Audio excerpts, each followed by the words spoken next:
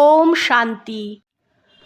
আজ 19শে মে 2026 আমরা সবাই বাবার অমূল্য মধুর মহাবাক্য শুনব। ওম শান্তি। মিষ্টি বাচ্চারা, আত্ম অভিমানী ভব। চলতে ফিরতে, উঠতে বসতে এটাই অভ্যাস করতে থাকো, তো তোমাদের অনেক উন্নতি হতে থাকবে। আজকের প্রশ্ন, বাবার অ্যাকুরেট ইয়াদ কোন বাচ্চাদের বুদ্ধিতে থাকবে? উত্তর, যে বাচ্চারা বাবাকে অ্যাকুরেট জেনেছে। অনেক বাচ্চা বলে বিন্দুকে কিভাবে ইয়াদ করব? ভক্তিতে তো অখণ্ড জ্যোতি ভেবে ইয়াদ করতে থেকেছি, এখন বিন্দি বলে বুঝতে পারি না। এই জন্য প্রথম এটা নিশ্চয় করো যে বাবা অখণ্ড জ্যোতি না, ও তো অতি সূক্ষ্ম বিন্দু হয়, তখন ইয়াদ অ্যাকুরেট থাকবে। ওম শান্তি। সব বাচ্চারা ইয়াদে বসেছে, মনমনা ভব। এই সংস্কৃত অক্ষর বাস্তবে নেই। বাবা যখন এই রাজযোগ শিখিয়েছে তখন এই সংস্কৃত অক্ষর বলেইনি। ব্রহ্মা বাবা তো সংস্কৃত জানেই না, বাবা তো হিন্দিতেই বোঝায়। যদিও এই রথ হিন্দি, সিন্ধি, ইংরাজি জানে, কিন্তু বাবা বোঝায় হিন্দিতে। যে যে ধর্মের হয় তার নিজের ভাষা হয়। এখানে হিন্দি ভাষাই চলে, এই ভাষা বোঝা সহজ, আর এই স্কুলও ওয়ান্ডারফুল হয়। এতে কোনো কাগজ পেন্সিল বা অন্যান্য কিছুর দরকার হয় না। এখানে তো একটা অক্ষরকে মনে করতে হবে, অর্থাৎ বাবাকে ইয়াদ করতে হবে। গডকে অথবা ঈশ্বরকে অথবা পরমপিতাকে কেউ ইয়াদ না করে এটা তো মুশকিল। মনে সবাই করে কিন্তু চিনতে পারে না। বাবাই এসে নিজের পরিচয় দেয়। শাস্ত্রে যে কল্পের আয়ু এত লম্বা লিখে দিয়েছে, এটা তো বাবা এসে বোঝায়। অনেক বড় কথাও না, আহিল্যা বুড়ো বুড়ো মাতারাও বুঝে যায়। এটা তো খুব সোজা, কোনো ছোট বাচ্চাও বুঝতে পারে। বাবা অক্ষর নতুন না। শিবের মন্দিরে যায় তো বুদ্ধিতে আসে যে ও শিব বাবা হয়, নিরাকার হয়। সব মানুষই বাবা বলে। আমাদের সব আত্মাদের বাবা একজন। সব জীব আত্মারা যারা শরীরে নিবাস করে বাবাকে ইয়াদ করে। সব ধর্মের লোকেরা যারা আছে সবাই পরমপিতা পরমাত্মাকে ইয়াদ অবশ্যই করে। ও হলো পরমধামে থাকা বাবা, আমরাও ওখানে থাকি। তো এখন শুধু বাবাকে ইয়াদ করতে হবে। চায়ও যে আমরা পাবন হই, ডাকেও যে হে পতিতের পাবন বানানো বাবা এসো। নতুন দুনিয়া পাবন ছিল, এখন আবার পুরনো হয়েছে, একে নতুন বলবো না। ভারতবাসী জানে নতুন ভারতে দেবী দেবতা রাজ্য করত। যখন নতুন ভারত ছিল তো তার আগে কি ছিল? সঙ্গম। এর থেকেও সোজাভাবে বলা যায় যে নতুনের আগে পুরনো ছিল। সঙ্গমকে মানুষ এত সহজে বুঝতে পারে না। নিউ ওয়ার্ল্ড, ওল্ড ওয়ার্ল্ড, এর মধ্যেকার সময়কে সঙ্গম বলা হয়। বাবার জন্যই বলে হে পতিত পাবন এসো, এসে আমাদের পাবন বানাও। আমরা পতিত হয়ে গেছি, নতুন দুনিয়ায় কেউ ডাকে না। এখন তোমরা বুঝেছ যে এই ভারত পাবন ছিল, হে পতিত পাবন এসো।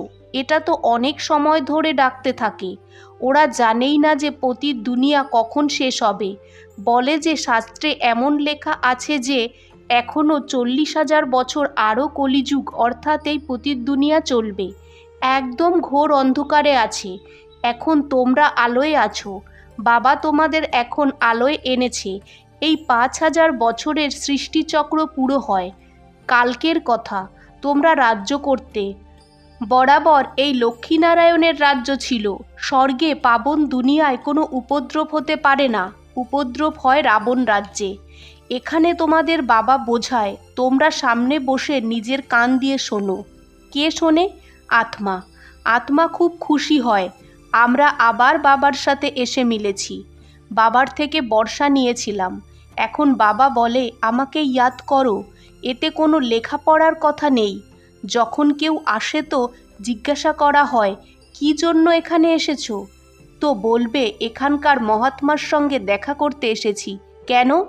তোমার কি চাই বলো? কোনো ভিক্ষা চাই? সন্ন্যাসী হও তো রুটি চাই? সন্ন্যাসী কারো কাছে যায় বা রাস্তায় দেখা হয় তো রিলিজিয়াস মানুষ বোঝে যে এরা তো তাও পবিত্র মানুষ হয়, এদের খাবার খাওয়ানো ভালো কাজ। এখন তো পবিত্রতাও নেই, একদমই তমপ্রধান দুনিয়া হয়, এতে অনেক নোংরা আছে, মানুষের কত অসুবিধা হয়। ওখানে তো অসুবিধা হওয়ার কোনো কথাই হয় না। বাবা বলে লেখারও কোনো দরকার নেই, এই পয়েন্ট লেখা তো ধারণার জন্য।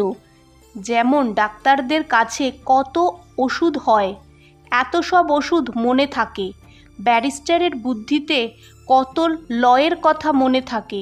তোমাদের মনে করতে হবে একটা কথা, তাও খুব সোজা হয়।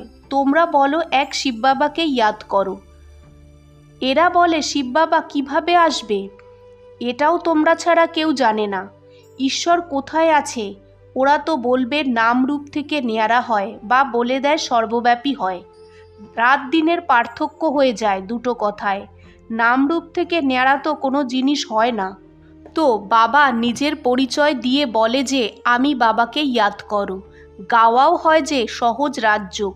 বাবা বলে যোগের অক্ষর বের করে দাও, ইয়াদ করো। যেমন ছোট বাচ্চা মা বাবাকে দেখলেই ঝট করে কোলে উঠে যায়, প্রথমে ভাববে যে এটা আমার মা বাবা হয় বা না হয়, এতে ভাবনার কথা হয় না। তোমাদেরও শুধু শিব বাবাকে ইয়াদ করতে হবে। ভক্তিমার্গেও তোমরা শিবের উপর ফুল দাও। সোমনাথের মন্দির কত বড় বানিয়েছে, যেটা পরে মোহাম্মদ গজনবী এসে লুটেছিল। সোমনাথের মন্দির ভারতে খুব নামকরা। সবার প্রথমে তো শিবের পুজো করা উচিত। বাচ্চাদের এই নলেজ তো এখন বুদ্ধিতে এসেছে, আগে পুজো করত কিন্তু জানতই না যে এগুলো জড়চিত্র হয়। এখন তোমরা আত্ম অভিমানী হও। যেমন লৌকিক বাবা বাচ্চাদের লালন পালন করায়, পড়ায় না, পড়ানোর জন্য স্কুলে পাঠায়, এরপর বানপ্রস্থে গুরু করে, ছোট বড় সবার গুরু বানিয়ে দেয়। এখানে তো তোমাদের বাচ্চাদের বলা হয় বাবাকে ইয়াদ করো, সবার অধিকার হয়, সব আমার বাচ্চা হয়। অনেকে বলে বিন্দিকে কিভাবে ইয়াদ করব, বড় জিনিসকে মনে করা যায়। আচ্ছা, পরমাত্মা যাকে তোমরা ইয়াদ করো সেটা কি হয়? তো বলে অখণ্ড জ্যোতিস্বরূপ, কিন্তু এমন তো হয় না। অখণ্ড জ্যোতিকে ইয়াদ করা রং হয়ে যায়। ইয়াদ তো অ্যাকুরেট চাই, প্রথমে অ্যাকুরেট জানতে হবে। বাবাই এসে নিজের পরিচয় দেয়, তারপর বাচ্চাদের সারা সৃষ্টির আদি মধ্য অন্তের খবর শোনায়। এখন বাবা বলে বাচ্চারা তোমাদের পাবন হতে হবে, তার একটাই উপায় আছে, আমাকে ইয়াদ করো। যোগ অর্থাৎ ইয়াদ। বলে যে বাবা ইয়াদ করতে পারছি না, যোগে কিভাবে বসবো? আরে লৌকিক বাবার ইয়াদ উঠতে বসতে চলতে ফিরতে থাকে, তেমন তোমরাও শুধু ইয়াদ করো, ব্যাস বেড়া পার হয়ে যাবে। আচ্ছা, মিষ্টি মিষ্টি সিকিলাদে বাচ্চাদের প্রতি মাতপিতা বাপদাদার ইয়াদ প্যার আর গুড মর্নিং। আজকের ধারণা 1, সদর্শন চক্রধারী হয়ে 84 চক্র বুদ্ধিতে ঘোরাতে হবে। বেহাদ বাবাকে ইয়াদ করে বেহাদের বর্ষা নিতে হবে, পাবন হতে হবে। 2, কোনো জিনিসের লোভ রেখো না, যা পাও তাতেই খুশি থাকতে হবে। রুটির টুকরো খেতে হবে, বাবাকে ইয়াদ করতে হবে। আজকের বাপদাদার মধুর বরদান, সবার মনের রহস্যকে জেনে সবাইকে রাজি করা বাচ্চারা সদা বিজয়ী ভব। বিস্তার, বিজয়ী হওয়ার জন্য প্রত্যেকের মনের রহস্যকে জানতে হবে। কারুর মুখ থেকে বেরোনো আওয়াজ থেকে তার মনের রহস্যকে জেনে যাও তো বিজয়ী হতে পারবে, কিন্তু মনের রহস্যকে জানার জন্য অন্তর্মুখতা চাই।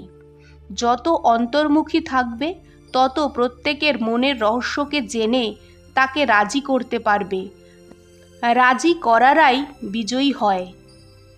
আজকের স্লোগান, বৈরাগ্য এমন যোগ্য ধরনী হয় যাতে যা ফল দাও ওটাই ফলীভূত অবশ্যই হবে। ওম শান্তি।